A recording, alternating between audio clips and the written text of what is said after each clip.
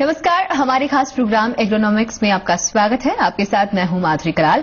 Agronomics में आज हम बात करेंगे हाइब्रिड खेती की, किसानों में हाइब्रिड खेती के प्रति बढ़ते रुझान की, और बात करेंगे इस खेती से होने वाले नफे और नुकसान की। साथ ही साथ हमारे एक्सपर्ट कोशिश करेंगे किसान भाइयों की खेती से संबंधित समस्याओं के निदान की।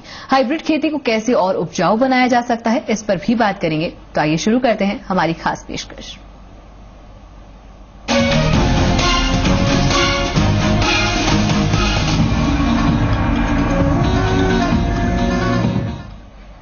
प्रदेश के कई जिलों में खेती की नई किस्मों और नए तरीकों को इजाद किया जा रहा है। किसान भाई कहीं पॉली हाउस खेती कर रहे हैं तो कहीं उन्नत तकनीक से हाइब्रिड खेती। प्रतापगढ़ के किसान भी इन दिनों हाइब्रिड यानी संकर खेती की तरफ रुख कर रहे हैं। प्रतापगढ़ के किसान इन दिनों हाइब्रिड खेती करके कम रिस्क, कम लागत, कम देखरेख में लाखों का मुनाफा कमा रहे हैं। देखिए रिपोर्ट। प्रतापगढ़ के किसान इन दिनों हाइब्रिड सब्जियां उगा रहे हैं। इन सब्जियों को उगाने की पीछे की वजह बम्पर पैदावार और उन्नत किस्म है। ये हाइब्रिड सब्जियां खाने में तो स्वादिष्ट होती ही हैं, साथ ही किसानों के लिए बेहद फायदेमंद सौदा है। साधारण खेती में पैदावार कम होती देख प्रतापगढ़ के किसानों ने नायाब तरीका निकाल लिया है। इस खेती में लागत कम आती है, मेहनत कम होती है, पानी कम लगता है, रोग कम होते हैं और पैदावार ज्यादा होती है।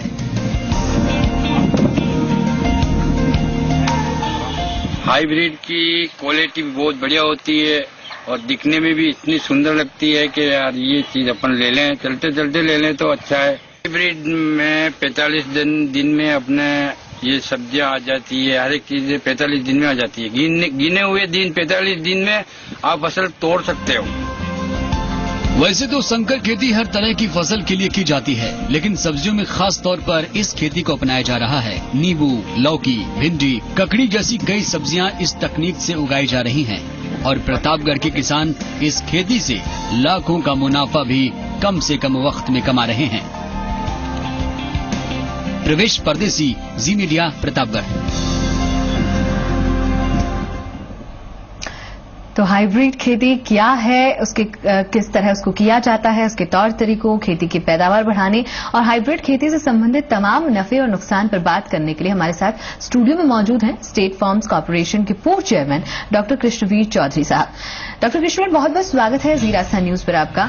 अगर हम लोग आज बात कर रहे हैं हाइब्रिड खेती की, सबसे पहले अगर बात करें तो हाइब्रिड खेती किसान भाई, अगर प्रतापगढ़ की बात कर ले वहां हाइब्रिड खेती की जा रही है, बाकी किसान भाइयों को अगर ये समझाया जाए कि किस तरह किया जाता है हाइब्रिड खेती को, सबसे पहले मैं यही पूछूंगी कि हाइब्रिड खेती क्या है, इसको आप समझाएं।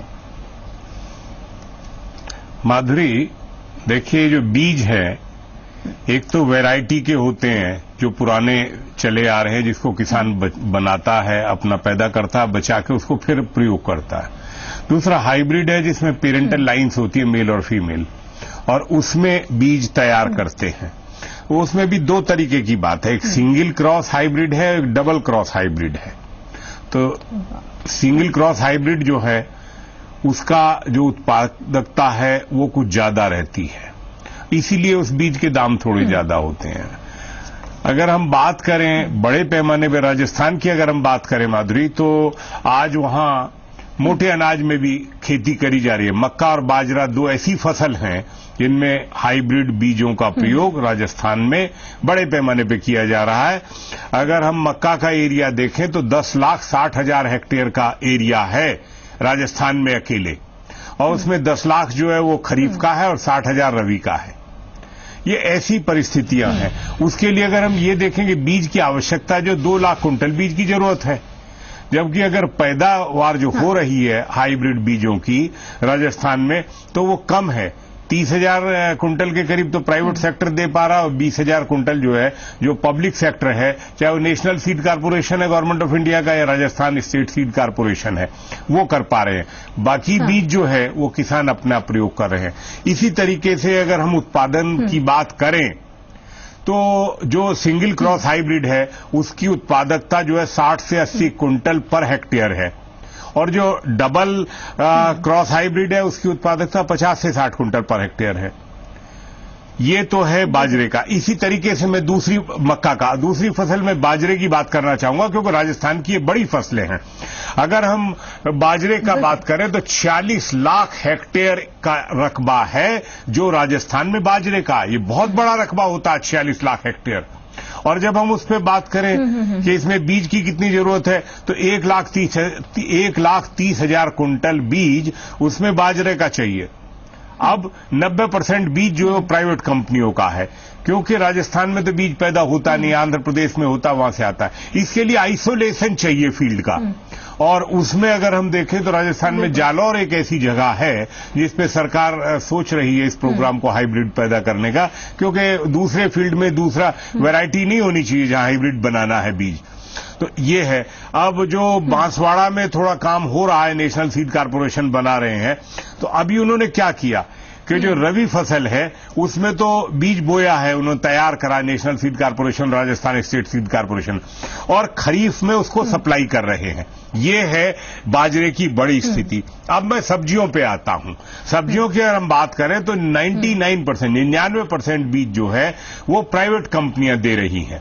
भले ही वो पपीते का बीज की बात करें, गोभी की बात करें, शिमला मिर्च की बात करें, टमाटर की बात करें, तमाम चीजों की मैं इसलिए बात आपसे कर रहा हूं। इनके दाम की मैं बात करूंगा, इसलिए करूंगा कि जो काम सरकार में रिसर्च होना चाहिए था आईसीआर को जो हाइब्रिड पे काम करना चाहिए था वो नहीं किया है। आईसीआर अगर हाइब्रिड काम करे तो जो पब्लिक सेक्टर है गवर्नमेंट का, वो उसको जो है उसको मल्टीप्लाई करता है, तब किसानों को मुहैया करेगा। जिस तरीके से मैंने आपसे बताया है कि जरूरत है उत्पादन बढ़ाने के लिए, और उत्पादन बढ़ेगा तभी जब हम अच्छे किस्म का बीज मुहैया करेंगे। यदि पब्लिक सेक्टर की मैं बात करूं राजस्थान में, तो भिंडी, पालक, गाजर, मूली, मेथी, ये ऐसी सब्जियां हैं जिनमें पब्लिक सेक्टर बीज बना रहा है। और वो क्या कर रहा है, वो वैरायटी दे रहा है किसानों को, और वैरायटी इसलिए दे रहा है कि उनकी भी उत्पादकता उतनी ही अच्छी है। और जब दाम की बात करें तो बहुत सस्ता है। माधुरी, ये समझने की बात है, हमको लागत और उत्पादकता दोनों चीजें देखनी है। पब्लिक सेक्टर जिस बीज को भिंडी का, लेकिन लागत इसमें कम हो जाएगी और उत्पादक क्षमता जो है वो ज्यादा रहेगी। हाँ, मैं आ रहा हूं आपको, मैं बिल्कुल एकदम मार्केट को एनालाइज करने की बात कर रहा हूं इसमें। अब देखिए, पब्लिक सेक्टर जो है वो जो भिंडी का बीज किसानों को दे रहा है वो 125 से 150 रुपए किलो दे रहा है। पालक 70 से 80 रुपए किलो वैरायटी दे रहा, हाँ, गाजर 200 से 250 रुपए दे रहा, मूली 200 से 250 रुपए दे रहा, मेथी 100 से 125 रुपए किलो दे रहा है। ये है पब्लिक सेक्टर की जो वैरायटी है, अच्छी वैरायटी है। किसान वही बीज प्रयोग करता है जिसमें अच्छा उत्पादन होता है। अब हम आते हैं हाइब्रिड, जो प्राइवेट कंपनियों का है, क्योंकि जब मोनोपोली होती है तो अंधाधुंध दाम जो है कंपनी अपने तरीके से वसूलती है। पपीते के बीज की बात करूं तो 2 से 2.5 लाख रुपए किलो पपीते का बीज कंपनियां बेच रही हैं। आप देखिए, उसको समझिए। गोभी की बात करता हूं तो 30,000 रुपए किलो से लेकर 80,000 रुपए किलो तक का गोभी का बीज बेच रही हैं कंपनियां। शिमला मिर्च की बात करूं तो 60,000 रुपए से लेकर 80,000 रुपए किलो तक का बीज बेच रहे हैं। इसी तरीके से टमाटर की बात करूं तो 20, 25, 30,000 रुपए किलो तक का बीज कंपनियां बेच रही हैं। गलती कहां हुई? सरकार से गलती जो हुई है वो ये है कि जो आईसीआर की जो जिम्मेदारी बनती है साइंटिस्टों की, जो हमारा रिसर्च सिस्टम है हर प्रदेश के लिए, अलग अलग एग्रो क्लाइमेटिक जोन के लिए जो हाइब्रिड सीड पे काम करना चाहिए, वो काम कितना हो रहा है, काम का परिणाम क्यों नहीं मिल रहा, जो शोध हो रही है वो कहां जा रही है, ये एक बड़ा सवाल आज मुझे खड़ा करना पड़ रहा है कि ये जो काम हमारे साइंटिस्ट कर रहे थे हाइब्रिड पे, वो परिणाम क्यों नहीं आया। और नहीं आया तो उसके लिए जिम्मेदारी किसकी है? आईसीआर की। आईसीआर जब काम करेगा तभी तो पब्लिक सेक्टर मल्टीप्लाई करेगा, और जब आईसीआर ने जो काम किया है उसका परिणाम नहीं मिल रहा, इसीलिए इनके जो दाम है वो बहुत ज्यादा है। चौधरी साहब, हाइब्रिड खेती की हम बात कर रहे हैं। हाइब्रिड खेती करने के लिए किसान भाइयों को कौन से ऐसे तौर तरीके हैं जो अपनाने चाहिए, किस तरह से इस खेती को किया जाए? बीज की बात जो आपने की वो बिल्कुल वाजिब लगती है, लेकिन कौन से ऐसे तौर तरीके हैं जिनकी वजह से इस खेती को किया जाता है, या किस तरह से इस हाइब्रिड खेती को अंजाम दिया जाए? देखिए माधुरी, इसमें कोई फर्क नहीं होता। फसल बिल्कुल एक ही तरीके से पहले जुताई की तैयारी खेत की वैसे ही करनी है, बीज की बुआई आपको वैसे ही करनी है, सिंचाई आपको वैसे ही करनी है, क्यारियों के बीच में गैप आपको वैसे ही रखना है। तो ये उर्वरक क्षमता जो है भूमि की, उसको आपको दोनों चाहे वैरायटी का बीज बोए हाइब्रिड का बोए, आपको उर्वरक क्षमता चाहे वो कंपोस्ट से करें, ग्रीन मैन्योरिंग से करें, बायो फर्टिलाइजर से करें, केमिकल फर्टिलाइजेशन करें, वो आपको उर्वरक क्षमता बना के रखने के लिए आपको पैसा खर्च करना है। सिंचाई की बात करता हूं तो सिंचाई आपको दोनों तरीके से करनी पड़ेगी। ऐसा कुछ नहीं है कि हाइब्रिड करेंगे तो पानी नहीं लगेगा, वैरायटी करेंगे तो पानी ज्यादा देना पड़ेगा, पानी हमको देना ही पड़ेगा। मैं तो चूंकि इस देश के बीज उत्पादन करने वाले एशिया के लार्जेस्ट एरिया के कारपोरेशन का चेयरमैन रहा हूं, हाइब्रिड प्रोडक्शन बहुत बड़े पैमाने पे देश को हमने दिया है, तो ये सारी चीजें हैं। किसान की लागत बीज से घटती बढ़ती है, मैं आपको बता दूं। और बीज अगर उसका उत्पादन ज्यादा होता, उत्पादकता ज्यादा होगी, तो किसान तो अपने आप हाइब्रिड को खरीदेगा। किसान को हाइब्रिड से उत्पादन ज्यादा मिलता है, उसको उर्वरक भी उतना ही लगाना है, सिंचाई भी उतनी करनी है, मेहनत भी उतनी करनी है, उत्पादन ज्यादा होगा, उसको 2 पैसे का मुनाफा होगा, इसीलिए वो महंगा बीज खरीद लेता है। महंगा बीज उत्पादन लागत नहीं है बीज की, मैं आपको इसलिए कहना चाहता हूं, बीज की उत्पादन लागत नहीं है, बल्कि मोनोपोली है चूंकि प्राइवेट सेक्टर की, इसलिए ये। अब गवर्नमेंट सेक्टर में आप देखिए, मैं आपको उदाहरण दे रहा हूं, जब मक्का का हाइब्रिड बीज पब्लिक सेक्टर वहां बना रहा है, तो अब 100 से 110 रुपए किलो डबल क्रॉस और सिंगल क्रॉस 150 से 160 रुपए किलो बिक रहा है। देखिए, इसी तरीके से बाजरे की बात मैंने आपसे की। तो जब पब्लिक सेक्टर आएगा तो मोनोपोली नहीं रहेगी और जो अंधाधुंध लूटमार है दाम की, वो कम हो जाएगी। किसान की लागत बीज की लागत बढ़ने से बढ़ती है। ये बड़ा अहम रोल है। बीज का एक मुख्य मुद्दा है हाइब्रिड में और वैरायटी में। ऐसा नहीं है कि वैरायटी की जो है कुछ पुरानी वैरायटी है। धान में अगर हम बात करें तो बिहार उड़ीसा की और हम बात करें तो कुछ ऐसी वैरायटी है जिनको आज भी किसान वैरायटी मांग रहा है, और हाइब्रिड जो हमने तैयार की थी वो उसको कम्पीट नहीं कर पा रहे। उसमें रेजिस्टेंस जो उम्मीद हमको थी वो नहीं परिणाम आए। तो ये कई चीजें हैं, परिणाम भी चाहिए, उत्पादकता भी चाहिए, क्योंकि मेहनत करते हैं, लागत लगती है, तो बीज भी ठीक होना चाहिए। और ठीक बीज जो है कंपनियां जो अच्छा बीज देंगी, चाहे वो किसी भी दाम पे लें, क्योंकि उनकी मर्जी है दाम तय करना, तो इसलिए किसान उसको खरीद के बोता है और ज्यादा उत्पादन मिलता है, बाजार में बेचता है। लागत जो है, बिल्कुल, यानी कि जो बीज की उन्नत किस्म है वो तो जरूरी है ही। खेती की पैदावार अगर बढ़ानी है तो किसान भाइयों को उसमें कौन कौन सी चीजें ख्याल रखनी है? हाइब्रिड के साथ अगर वो खेती करते हैं, उनके जो उनके पास जो खेती है उसकी उत्पादक क्षमता बढ़ती ही है, संभावना ये जताई जाए। देखिए माधुरी, 2 बात है, इस बात को समझ लीजिए कि बीज को अगर हम ऊसर जमीन में डाल देंगे तो वहां तो उत्पादन नहीं होगा। बीज को अगर हम बंजर जमीन में डाल देंगे, पथरीली जमीन में डाल देंगे, तो वहां बीज काम नहीं करेगा। 2 चीजें हैं। और वर्तमान प्रधानमंत्री जी से मैं बताना चाहूंगा, क्योंकि स्कीम को लागू किया है, जिस तरीके से सिंचाई के संसाधन बढ़ाने पर और भूमि की उर्वरक क्षमता में सुधार करने के लिए प्रधानमंत्री जी ने जो योजनाओं की शुरुआत की है, वो उत्पादकता बढ़ाने के लिए की है। मध्य प्रदेश का उदाहरण पूरे देश के सामने है। आज कृषि की उत्पादकता वह 2 गुनी कैसे हो गई? क्योंकि वह सिंचाई की जो एरिया था वो 2 गुना हो गया। तो सिंचाई के संसाधनों की सबसे बड़ी आवश्यकता है, भूमि की उर्वरक क्षमता में सुधार करना आज सबसे बड़ी आवश्यकता है। और इन दोनों कंपोनेंट को, जो प्रोडक्टिविटी के लिए सबसे ज्यादा इंपॉर्टेंट है, उस पर सरकार पूरा दबाव डाल रही है और इन योजनाओं को पूरी शक्ति के साथ सरकार लागू कर रही है। और इसका परिणाम आने वाले समय में बहुत अच्छा परिणाम होगा। उत्पादकता निश्चित रूप में कृषि के क्षेत्र में बढ़ेगी, मैं दावे के साथ कह सकता हूं इस बात। बिल्कुल, अच्छी पैदावार के लिए और क्या ध्यान रखना चाहिए, हम इस पर बात करेंगे आगे। कृष्णवीर जी, यहां मुझे रुकना पड़ेगा क्योंकि हाइब्रिड खेती के तौर तरीकों पर बात कर रहे हैं, खेती की पैदावार बढ़ाने पर बात कर रहे हैं, हाइब्रिड खेती से संबंधित तमाम नफे नुकसान पर भी बात करेंगे और राजस्थान के एनवायरमेंट की जो संभावनाएं हैं उस पर भी बात करेंगे, किसान भाइयों को किस तरह से फायदा पहुंचे। लेकिन रुकेंगे एक छोटे से ब्रेक के लिए।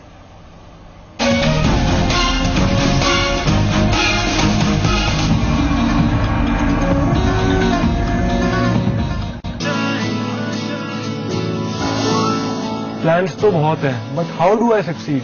एमबीए तो कर लिया, अब जॉब का क्या? मैं कुछ बनना चाहती हूँ, बट उसका रास्ता क्या है? आज की युवा पीढ़ी में बहुत कंफ्यूजन है। आपके मन में लगता है कि आपके प्रश्नों के जवाब देने वाला कोई नहीं, तो आइए मेरे साथ मेरे शो में मैं आपको रास्ता दिखाऊंगा। Doctor Subhash Chandra show.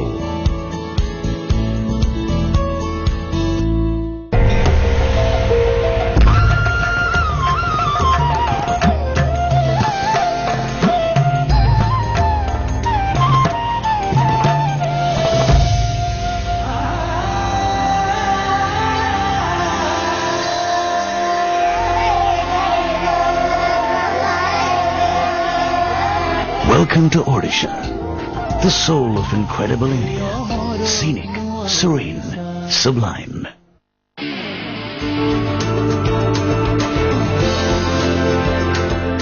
Savsol, world-class lubricants from Savita.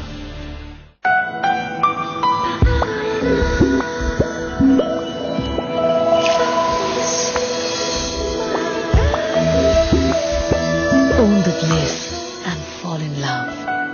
Try out.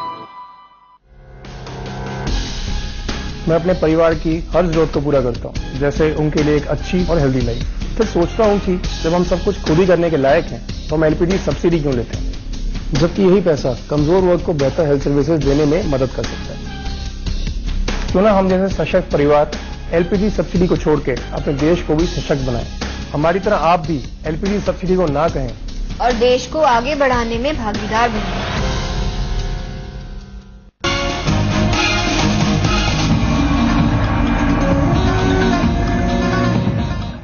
तो ब्रेक के बाद फिर से स्वागत है आपका। आज हम एग्रोनॉमिक्स में बात कर रहे हैं हाइब्रिड खेती की, उसके तौर तरीकों की और उसकी पैदावार कैसे बढ़ाई जाए और तमाम नफा नुकसान पर हम बात कर रहे हैं। और हमारे साथ स्टूडियो में इसके लिए मौजूद हैं स्टेट फार्म्स कॉर्पोरेशन के पूर्व चेयरमैन डॉक्टर कृष्णवीर चौधरी जी। कृष्णवीर साहब, एक सिंपल सा सवाल है मेरा, क्योंकि किसान भाइयों के लिए आपने बताया कि बीज की उन्नत जो किस्म है वो बहुत जरूरी है, चाहे वो वाइब्रेंट हो या हाइब्रिड हो। अगर बात की जाए भूमि की उर्वरक क्षमता की, वो भी जरूरी है, सिंचाई भी उसी तरह से होगी। राजस्थान के परिप्रेक्ष्य में मैं बात करूं तो यहाँ की एनवायरमेंटल जो कंडीशंस हैं उसके अकॉर्डिंगली किस तरह से इस खेती को किया जाए? देखिए माधुरी, जैसे मैंने अभी कहा कि जालौर एरिया बताया मैंने, वो इसलिए बताया कि सरकार को उस जगह पे ऐसे प्रोग्राम शुरू करने पड़ेंगे जहां अभी तक काम नहीं कर पा रहे थे। बीज उत्पादन करने की, हाइब्रिड की क्षमता है वहां पर, वो ऐसा सिलेक्शन करने के लिए बात करी है। दूसरी बात यह है कि जो राजस्थान की भूमि है उसमें रेतीली ज्यादा है और जो पानी होता है वो जल्दी नीचे चला जाता है, उसमें पानी रुकता नहीं है। आपने सिंचाई की, पानी नीचे चला गया। खासतौर से गर्मी के दिनों में तो इतना ज्यादा पानी की आवश्यकता राजस्थान में पड़ती है कि वो उधर आपने पानी लगाया और कल फिर सूख गया। ये एक तो फर्क है, सिंचाई की बात है। दूसरी बात ये उर्वरक क्षमता, तो आपको अगर आप सब्जी में, फल में या अनाज में उसकी पौष्टिकता और उसका स्वाद बनाए रखना चाहते हैं तो आपको सूक्ष्म तत्वों की जो कमी आ जाती है रासायनिक उर्वरकों के प्रयोग से, उसको पूर्ति करना कंपोस्ट के साथ और ग्रीन मैन्योर, हरित खाद के साथ ही जरूरी है। जब आप कंपोस्ट का प्रयोग करेंगे, वेस्ट रिसाइकिल करके करेंगे, तो उसमें भूमि में उर्वरक क्षमता में सुधार होगा और जो सब्जी और फलों का स्वाद है उसमें जो पौष्टिकता ही नहीं, स्वाद में भी सुधार होगा। यदि आप पूरी तरह से सिर्फ रासायनिक उर्वरकों पर निर्भर रहेंगे तो मेरा किसान भाइयों से निवेदन है कि आप उसका स्वाद को खो देंगे और स्वाद को बनाए रखने के लिए प्राकृतिक संसाधनों की आवश्यकता जरूरी है। और प्राकृतिक संसाधनों में उर्वरक जो है वो कंपोस्ट सबसे पहली आवश्यकता है। जिस तरीके से हम दोहन कर रहे हैं भूमि के अंदर से फसलों के द्वारा, उस तरीके से हमको रिचार्ज भी करना जरूरी है। और सिर्फ यूरिया और डीएपी और एनपीके के प्रयोग करने से ही काम नहीं चलेगा। उसमें कहीं जिंक की कमी है, कहीं सल्फर की कमी है, कहीं मैग्नीशियम की कमी है, कहीं कॉपर की कमी है। और ये जो जो सूक्ष्म तत्व हैं, इनकी कमी की पूर्ति सिर्फ कंपोस्ट खाद के द्वारा ही कर सकते हैं। उसके अलावा हरित खाद जो है, ढैंचा है, सनी है, उसको बो देते हैं, फिर उसी में जुताई कर देते हैं। ये आवश्यकता है। राजस्थान की परिस्थितियां विशेष रूप से इसकी आवश्यकता है। जहां तक बीमारियों से बचाने का सवाल है तो उसमें उसी में बीमारियों से भी बिल्कुल मैं यही उसी में हरित खाद के साथ आप नीम की निमोली अगर बो देंगे और जब वो इतना करीब 1-1.25 फीट का 12 इंच 15 इंच का पेड़ हो जाता है तो उसको हरित खाद के साथ ढैंचे और सनी की जो बुआई करे उसी के साथ उसको जुताई कर देंगे तो आपको बीमारियों से भी बची रहेगी फसल और नुकसान नहीं होगा, क्योंकि नीम सबसे अच्छा पेस्टिसाइड है। स्वास्थ्य पर उसका कोई नुकसान नहीं है बल्कि मानव स्वास्थ्य के लिए लाभदायक है। ये बड़े पैमाने पर समझने की जरूरत है, क्योंकि अगर हम निर्यात करना चाहते हैं सब्जी और फलों का, अगर बहुत ज्यादा पैदावार करेंगे, जब अगर कभी योजना हम करते हैं तो उसके लिए हमें पेस्टिसाइड रेजिड्यू का सबसे बड़ा आरोप भारत के सब्जियों पर और भारत के फलों पर लगता है अंतर्राष्ट्रीय बाजार में। तो इसलिए हमको पेस्टिसाइड को बचते हुए हमको नीम की निबोली बो के और उसको जुताई करके उससे अपनी मिट्टी में ऐसा सुधार रखना है कि उसमें कीट ना लगे, और जो पत्ती में आएगा उसके नीम का जो असर होगा वो पत्ती से कीट भी उसको नहीं चूसेगा, और जो फल और सब्जी होगी उसमें मानव स्वास्थ्य के लिए लाभदायक होगा, पर्यावरण के लिए लाभदायक होगा। क्योंकि अगर आज देखें तो क्लाइमेट चेंज का जो असर है, जिस तरीके से मौसम में बहुत बड़े पैमाने में बदलाव है, आप देखिए 4-4, 5-5 डिग्री टेम्परेचर आज गर्मी के दिनों में भारत में अलग अलग जोन में एकदम बढ़ता जा रहा है। तो ये बहुत नुकसानदायक बात है। हमको खेती के साथ साथ पर्यावरण में सुधार और पर्यावरण को बचाए रखना सबसे बड़ी आवश्यकता है भारत के किसानों को। हर जोन के अंदर भारत की सबसे बड़ी आवश्यकता आज है, और पर्यावरण में सुधार के लिए हमको ये तरीके अपनाने पड़ेंगे। पशुपालन करते थे पहले, पशुपालन राजस्थान में बहुत बड़े पैमाने पर आज भी होता है। तो पशु हैं, इसलिए गोबर है, और गोबर है, पत्ती है, तो उसमें कंपोस्ट खाद है, उसमें लागत भी कम होगी और उत्पादन भी ज्यादा होगा, पौष्टिकता भी ज्यादा होगी और स्वास्थ्य के लिए लाभदायक होगा। ये 3 चीजें जो बहुत आवश्यक हैं कृषि के उत्पादों के लिए, वो इसी से अच्छी पैदावार के लिए। कृष्णवीर साहब, आपने बताया अच्छी पैदावार के लिए क्या चीजें ध्यान में रखनी है, लेकिन अगर फसल फिर भी कमजोर हो तो कौन सी पर्टिकुलर ऐसी खाद को इस्तेमाल किया जाए जिससे किसान भाइयों को, फिर से कहूंगी कि लागत कम हो और उत्पादन क्षमता को वो बढ़ाने पर जोर दे सकते हैं? मैंने माधुरी, फसल अच्छी हो, उत्पादकता ज्यादा अच्छी हो और लागत कम हो, इसी मुद्दे को कंपोस्ट खाद की सलाह मैंने इसलिए दी है कि उसमें सबसे कम लागत है, उत्पादकता सबसे ज्यादा अच्छी है, पौष्टिकता बनी रहेगी सब्जी की, अनाज की, फलों की, और वही एक रास्ता है। प्रधानमंत्री जी ने अभी कहा, देखिए आपके सामने पूरे देश ने सुना कि पूरे हिमालय वैली को, पूरे नॉर्थ ईस्ट को हम ऑर्गेनिक रखेंगे, क्योंकि बाय डिफॉल्ट ऑर्गेनिक है और उसमें निर्यात के चांसेस है। इसी तरीके से राजस्थान में हमारे पास बहुत बड़ा एरिया है। आप देखिए पूरे देश का सरसों का 40% का एरिया पहले राजस्थान में था, लेकिन तेल के आयात से सरसों उत्पादन करने वाले किसानों को भारी दिक्कत हुई और उनको भाव नहीं मिला, लागत बढ़ती चली गई, वो नुकसान हुआ। जबकि वो ऑर्गेनिक बाय डिफॉल्ट है, क्योंकि उसमें रासायनिक उर्वरकों का प्रयोग ही नहीं किया गया, तो स्वास्थ्य के लिए भी था, देश के लिए भी हित में था। आज हमें आयात से बचाना है, दालों से, तेल से आयात से बचाना है, तो हमको उत्पादन दालों का भी करना पड़ेगा, हमको तिलहन का भी उत्पादन करना पड़ेगा, सब्जियों का भी उत्पादन करना पड़ेगा, और अनाज जो है, मोटे अनाज की भी आज आवश्यकता है। आप देखिए पहले बाजरा, मक्का कौन खाता था? आज महानगरों में जाइए, आप बड़े बड़े 5 सितारा होटलों में जाइए तो लोग फैशन से गुड़ और मक्का की रोटी और साग और बाजरे की रोटी को पसंद करते हैं, क्योंकि ये स्वास्थ्य के लिए। मैं अकेले एक बाजरे का उदाहरण आपको देता हूं कि उसकी आयरन और उसमें प्रोटीन की जो मात्रा है वो सबसे ज्यादा है, और मानव स्वास्थ्य के लिए सारे मिनरल्स उसमें हैं। तो ये चीजें जिनको हम भूल गए थे, उनको दोबारा से अपनाना इस समय की आवश्यकता है। उत्पादन लागत हमको कम करना है, उसके लिए हमको प्राकृतिक संसाधनों को अपनाना ही होगा, उसके अलावा उत्पादकता नहीं बढ़ेगी।